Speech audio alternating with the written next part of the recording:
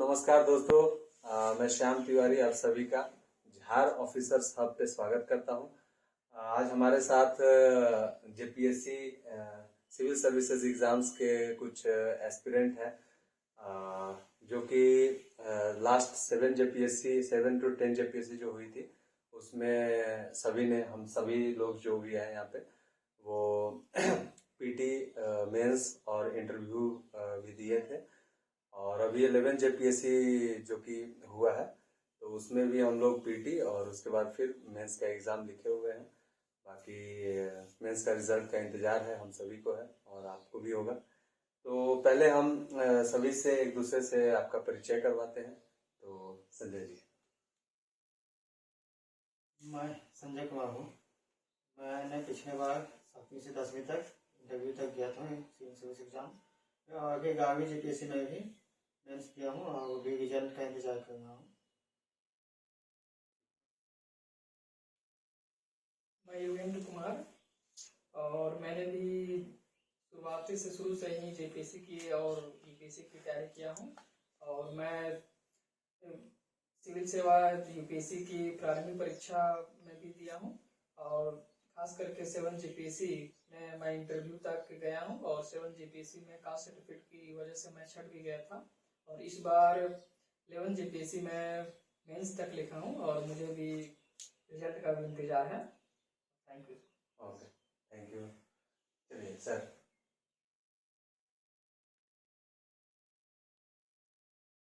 मेरा नाम मयंक कुमार गुप्ता है और मैं जेपीएससी की प्रिपरेशन कर रहा हूँ। पिछले टाइम भी मैंने 7 to 10 जेपीएससी में अपना पीटी मेंस और इंटरव्यू दिया था, लेकिन अनफॉर्चुनेटली कुछ सर्टिफिकेट इशूज़ के कारण, जिस तरह जोगिंदर जी ने बताया और संजय जी, हम लोगों को कुछ सर्टिफिकेट इशू के कारण फाइनल सिलेक्शन नहीं हो पाया था। और इस बार हमने जो जेपीएससी जो 11 से 13 जेपीएससी भी हम लोग पीटी मेंस दिए। सबसे पहले धन्यवाद श्याम जी को करना चाहेंगे कि हम लोग को एक अच्छा मंच देने का काम कर रहे हैं। हम जितने भी जो कैंडिडेट हैं एक अच्छे जेपीएससी के फाइटर के रूप में अपने आप को देख रहे हैं, उनको एक मंच और अपने विचारों को साझा करने का एक अच्छा प्लेटफॉर्म दे रहे हैं। ठीक है, मैं अपना परिचय देना चाहूँगा कि मेरा नाम रोहित कुमार यादव है। मैंने अभी 7 to 10 जेपीएससी में इंटरव्यू तक पहुँचा था। इसके अलावा मैंने बीपीएससी का भी थोड़ा सा तैयारी किया है। मैंने 67 का मेंस लिखा वहाँ पे, और फिर आगामी जो भी वर्तमान में झारखंड में परीक्षा चल रही है 11 से 13, उसमें भी मैंने मेंस लिखा है। और हम लोग जैसे हमारे साथी लोग बोल रहे हैं कि रिजल्ट का इंतजार कर रहे हैं, उसी तरह हम लोग भी इंतजार ही कर रहे हैं। और देखिए आगे हम चाहेंगे कि बेहतर हो। और जी जरूर बेहतर होगा, क्योंकि देखिए हम सभी लोग एक क्रेडिबल पर्सन है, जो कि देखा जाए तो ये हमारा दूसरा बार है।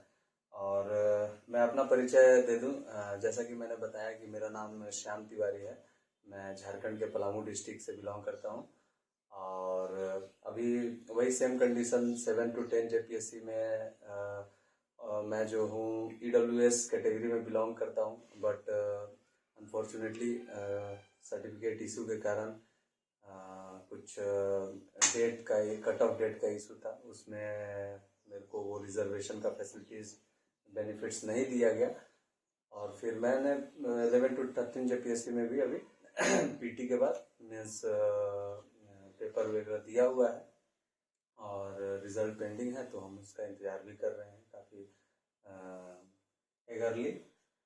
तो मेरा ये पहला एक्चुअली हमारा आज का टॉपिक जो है उस पर हम लोग बात करते हैं कि जो आगामी जेपीएससी होने वाली है, जैसे अभी 2024 चल रहा है जबकि अंत होने वाला है, तो 2025 तक हम ये उम्मीद कर सकते हैं न्यू गवर्नमेंट के फॉर्मेशन के बाद कि एक नया जेपीएससी का वैकेंसी आए। तो उसमें जो भी एस्पिरेंट्स हैं उनको जेपीएससी का तैयारी करना चाहिए या नहीं, ये टॉपिक आज का हमारा है कि जो भी नए एस्पिरेंट्स हैं या जो भी हैं उनको आगे आगामी जेपीएससी का तैयारी करना चाहिए या नहीं चाहिए।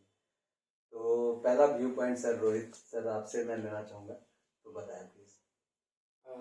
मतलब आप सर पहले ये बताएं कि जेपीएससी का तैयारी कुछ लोगों के मन में आ रहा है कि छोड़ ही देना चाहिए, नहीं करना चाहिए, ठीक है, तो क्यों ऐसा आपको भी लगता है कभी कि जेपीएससी का तैयारी नहीं करना चाहिए बोल के? नहीं सर, जैसे मैं इसमें जोड़ना चाहूँगा कि इस बात को मैं मानना भी पड़ेगा, जो परिस्थिति चल रही है जेपीएससी के रिगार्डिंग, कि हाँ यहाँ पे थोड़ा सा दिक्कत है कि समय जो है यहाँ पे टाइम टेबल कैलेंडर ये सब फॉलो नहीं हो पाता है। तो बच्चों के मन, हमारे मन में भी, मैं अपने भी बात ऐड करूँगा कि मेरे मन में भी जो है दुविधा चलती है कि क्या ऐसा प्रोसेस जो है यहाँ पे थोड़ा धीमा प्रोसेस है, इसमें एक तरह से लगा रहना जाए या फिर ब्रेक किया जाए, दूसरे एग्जाम की तरफ मूव ऑन किया जाए। जी। तो मैं कहना चाहूँगा इसमें कि अगर कोई, मैं खुद को बता रहा हूँ या फिर कैंडिडेट जो हम सुन रहे हैं उनको बताना चाहता हूँ कि अगर आप आपका मन ठान लिया कि आपको सिविल सर्विसेज करना है, ठीक है, तो आप जो है सिविल सर्विसेज का कुछ बेसिक डिमांड्स होती है, जैसे कुछ जीएस का पेपर होते हैं, जैसे हम 4 पिलर के रूप में इसको देखते हैं। जीएस का जो पेपर है इसमें हिस्ट्री हो गया, पॉलिटी हो गया, इकोनॉमिक्स और ज्योग्राफी, इसको 4 पिलर के रूप में मानते हैं। इसके अलावा साइंस वगैरह भी, ठीक है। हाँ। तो मैं चाहता हूँ कि आप अभी ये ध्यान से निकाल दीजिए कि जेपीसी क्या कर रहा है, ठीक है। आप तो फाइनल शुरुआत में आपको बोल चुके हैं कि आपने सिविल सर्विसेज बनने का ठाना है। तो आप इसके और बढ़ने के लिए आपको जो आपका 4 पिलर जो है, जिसे आपको सब्जेक्ट बताएं, उसको आप मजबूत कीजिए, आप इंटीग्रेटेड तैयारी कीजिए। मैं नहीं बोलूंगा आप अभी छोड़ दीजिए, आप इंटीग्रेटेड तैयारी कीजिए जिसमें पीटी मेंस इंटीग्रेटेड हो। आप अपने विषय को मजबूत कीजिए, जब भी वैकेंसी आता है जेपीसी में आप लग जाइए और आप अपना बेहतर दीजिए, क्योंकि ये चीज उससे क्या होता है कि आप अभी जेपीएससी का कर रहे हैं, कल के जाके अगर दूसरे स्टेट पीसीएस का करना चाहते हैं तो वहां पे भी आप, अगर आपका मजबूत है बेस, खास करके ये जो आपने 4 पिलर की बात बताई, उन सब्जेक्ट में आपका बेस मजबूत है तो आप वहां पे भी कम्पीट कर सकते हैं। सर आपका क्या इनपुट रहेगा आगामी जेपीएससी को लेकर, मतलब न्यू एस्पिरेंट्स को जेपीएससी को खास कर लेकर, मतलब इसकी तैयारी करनी चाहिए या नहीं चाहिए? देखिए सर, जैसे अभी आपने बोला कि तैयारी करनी चाहिए नहीं करनी चाहिए, सबसे बड़ी बात है कि अगर आप झारखंड की प्रिपरेशन कर रहे हैं जेपीएससी या जेएसएससी जैसे एग्जाम्स की, तो पेशेंस होना बहुत जरूरी है। You need to patience.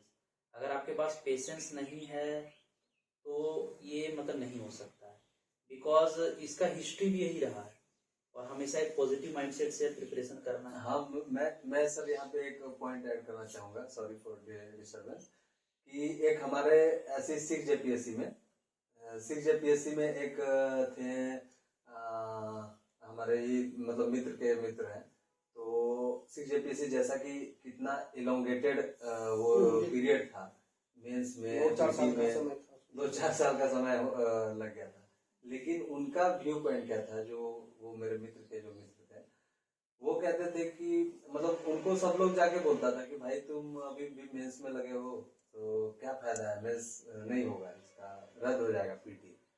तो वो कहा करते थे कि नहीं, पीटी का रिजल्ट आ गया है तो मेंस भी होगा ही, और वो करते रह गए और उनका एट द एंड जो है वो फाइनल सिलेक्शन भी हो जाता है। मैं यही बोल रहा हूँ कि अगर आप जेपीएससी और जेएसएससी जैसे एग्जाम्स की प्रिपरेशन कर रहे हैं तो पेशेंस होना जरूरी है।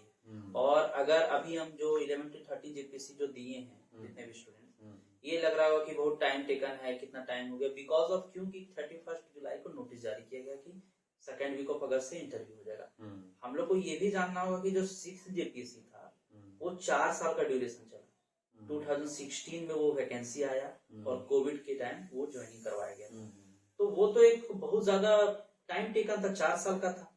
और इसमें तो अभी इवन हम बात करें तो हमारा नोटिफिकेशन जनवरी लास्ट फरवरी में आया था और अभी तक 9 से 10 महीना हुआ है। तो ये बस नेगेटिविटी इसीलिए फैला हुआ है कि जुलाई में जैसे नोटिस निकाल दिया गया 31 जुलाई को कि आपका इंटरव्यू होगा, बस इस बिहाफ के कारण नेगेटिविटी फैला हुआ है। लेकिन ऐसा बात नहीं, अगर एग्जाम हुआ है, इवन की पीटी हुआ है, मेंस हुआ है, रिजल्ट भी बन के तैयार है, तो कोई भी गवर्नमेंट आए, कोई भी न्यू गवर्नमेंट आए, वो पहले इसको क्लियर करेगी। ऐसा बात नहीं है कि एग्जाम हो गया है तो कुछ रिजल्ट का हो जाएगा। और जो ये बात नेगेटिविटी है कि टेम्परिंग होता है, ये होता है, वो बहुत रेयर ऑफ द रेयरेस्ट है।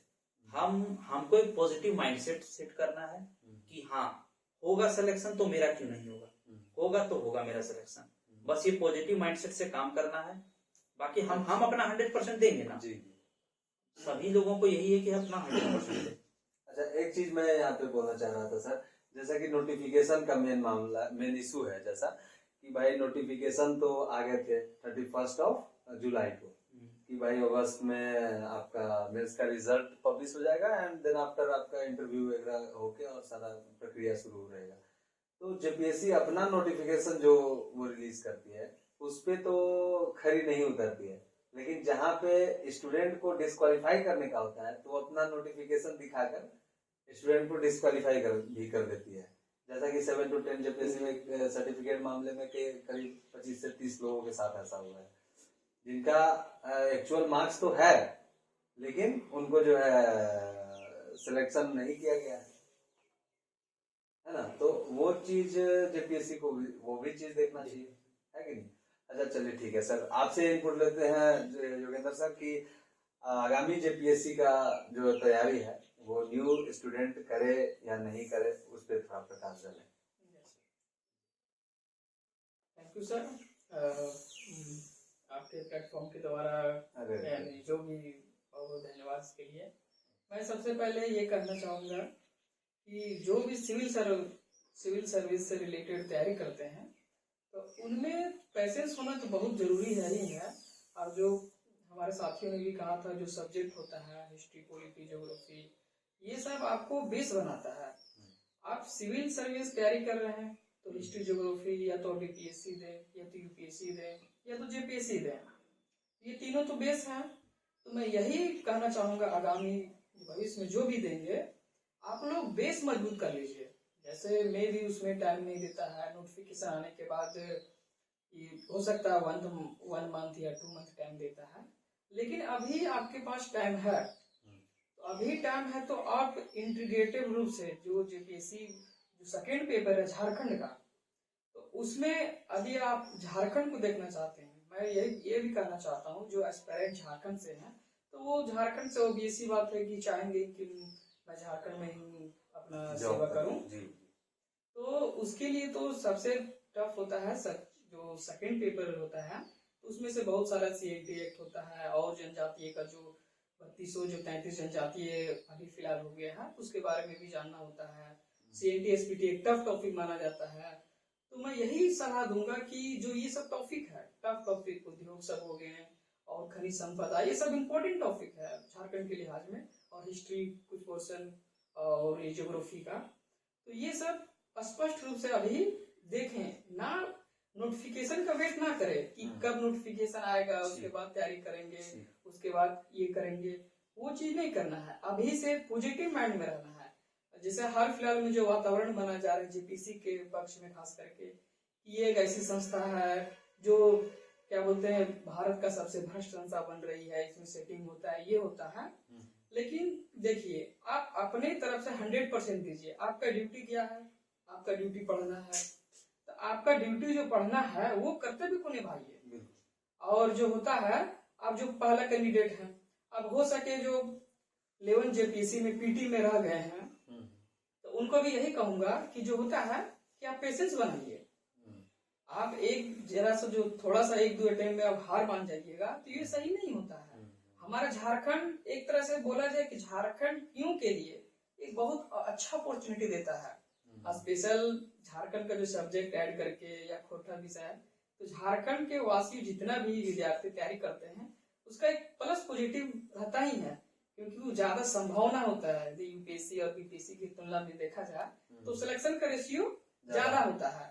तो मैं यही कहूंगा कि अपना 100% दे के और अपना ड्यूटी समझिए, अपना ड्यूटी कीजिए, और सरकार आएगी, नया नोटिफिकेशन तो जारी करेगी, ये नहीं कि 11 to 13 करवा के और वो सुध गई, तो वैसे बात होगा नहीं। ऐसा नहीं, हाँ, फिर से नया सरकार, जैसे 11 जेपीसी में आने में थोड़ा सा टाइम लग गया था, क्योंकि इसका इश्यू था कि जो नियमावली जो चेंज हो रहा था, बदलाव हो रहा था, तो उसमें समय लग गया था।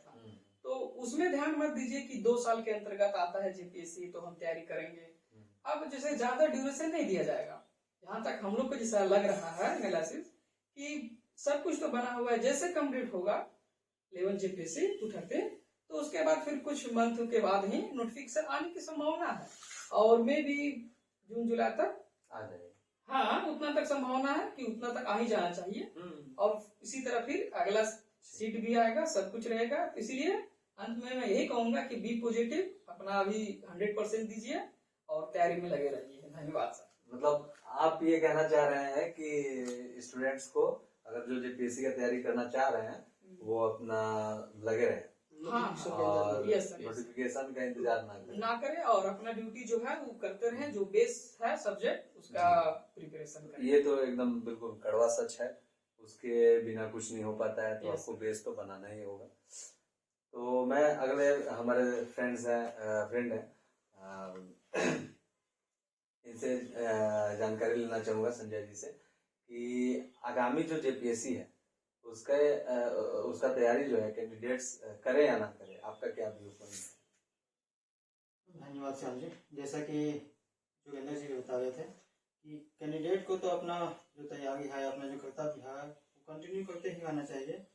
विशेषकर जो सिविल सर्विसेज का एग्जाम होता है एक लंबी प्रक्रिया के तहत होता है, चाहे आप किसी भी स्टेट पीसीएस में जाइए या यूपीएससी में भी जाइए तो देखिएगा कि बहुत खास करके स्टेट पीसीएस में बहुत पुराने कैंडिडेट का सिलेक्शन होता है। अभी 2-3 साल से छोड़ दिया जाए तो उसमें कुछ नए कैंडिडेट भी आ रहे हैं, तो कंटिन्यू करते ही आना चाहिए। और जैसा कि देख भी हैं कि स्टेट पीसीएस का झारखंड हो या फिर अदर बिहार एक दो स्टेट छोड़ दिया जाए तो नोटिफिकेशन ही 2-3 साल के बाद आता है। जैसे कि हम देख भी रहे हैं झारखंड में ही लगभग 25 वर्षों में मात्र 8 जेपीएससी हो पाया अभी तक, तो लंबी कंटिन्यू करते ही आना चाहिए तैयारी। और जहाँ तक सब्जेक्ट की बात है तो लगभग सब पीसीएस का एग्जाम चाहे वो यूपीएससी हो या स्टेट पीसीएस, तो उसमें मानविकी विषय का महत्व ज़्यादा है, तो उस पर फोकस करके ही तैयारी लोग करते रहना चाहिए कंटिन्यू। ओके, तो थैंक यू। जैसा कि मैं कंक्लूड करना चाहूँगा सभी का व्यू पॉइंट को कि आपने जैसा देखा कि सभी लोग का यही मानना है कि अगर आप जेपीएससी का तैयारी करना चाह रहे हैं तो अफवाहों से दूर रहें। पहली बात, अफवाह तो उड़ती हैं और भ्रष्टाचार तो मतलब कोई भी दूध का धूला नहीं है आज के ज़माने में, चाहे वो इंसान हो या इंस्टीट्यूशन। तो उस पे ज़्यादा ना फोकस करके आप अपने जो स्ट्रेंथ है उसको या फिर आपकी जो वीकनेस है उसको स्ट्रेंथ में कन्वर्ट करें, है कि नहीं? जो भी सब्जेक्ट में आपका लैकनेस है उसको स्ट्रेंथन करें। आप जो बेसिक जो पिलर्स हैं, बेस है आपका, उसको मजबूत करें और जेपीएससी का एग्ज़ाम लिखें, क्योंकि ये आपको ऑफर करता है एक गैजेटेड ऑफिसर्स का जॉब। और उससे भी बड़ी बात है कि आपके स्टेट में नौकरी होगी जी, हर कोई चाहता है कि अपने स्टेट में नौकरी करे। बिल्कुल यस यस। अपने स्टेट में आपको नौकरी मिलेगा तो इससे बड़ी और क्या बात है, और वो भी एक गैजेटेड ऑफिसर का जॉब। और इसको नौकरी ना मान के एक सेवा भी माना जा सकता बहुत है बढ़िया, कि बहुत बढ़िया। क्योंकि सॉरी, क्योंकि नौकरी तो सब लोग करता है, लेकिन सिविल सर्विस का एक ऐसा माना जाता है कि झारखंड एक जो अल्प विकसित राज्य है, तो इसमें से युवाओं का खास करके आना जरूरी है। और जो भी समस्याएं हैं ग्रामीण स्तर पर खास करके कहीं भी, और जो विभिन्न मुद्दे हैं, तो उसमें सेवा करने का एक मौका मिलता है। ठीक है सर, हम इस टॉपिक पे एक नया वीडियो लाएंगे कि आज के जमाने में जो एस्पिरेंट है वो सिविल सर्विसेज का प्रिपरेशन करते हैं, तो उनके माइंडसेट में क्या होता है, वो सेवा होता है या फिर वो कमाने का भाव होता है, या जो भी है उसको हम लोग थोड़ा सा एक डिस्कशन के रूप में लेकर हम लोग उसको भी देखेंगे, बट उसको नेक्स्ट वीडियो में देखेंगे। तब तक के लिए थैंक यू, धन्यवाद। और आप समझ ही गए होंगे कि आपने जेपीएससी करना है, ठीक है? Okay, thank you.